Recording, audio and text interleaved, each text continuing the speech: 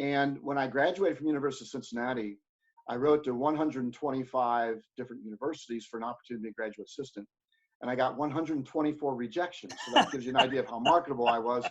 And one of them didn't say no, didn't say yes, but also didn't say no. And that was Lynn Archibald at Idaho State University. So I went and camped out on Lynn's doorstep, and eventually he knew I wasn't going to leave until he gave me a graduate assistantship. And so I just wore him out.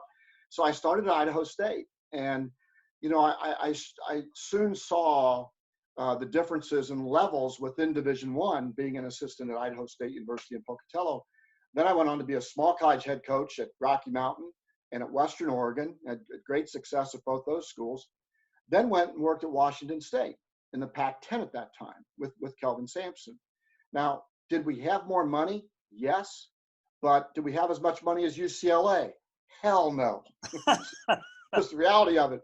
And then I went and became the head coach of Central Connecticut State University, which was, you know, not well funded at all, but it was literally the worst program in the country when I took over.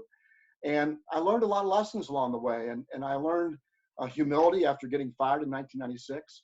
I learned how difficult it is to win at the Loyolas of the world, at once upon a time the Wichita States of the world, at the Northern Iowas of the world.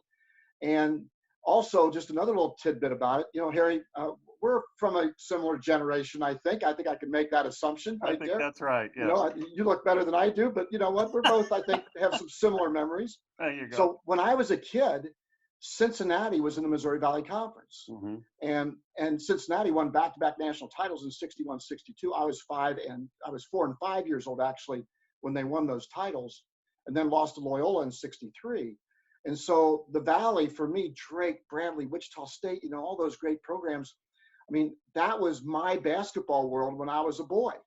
And so when I had an opportunity to go into broadcasting finally and had some goals as to what I wanted to do, the Missouri Valley was where I wanted to broadcast because of my background. And I had the privilege of doing that for over 10 seasons. And gosh, Harry, as you know, what a ride it was.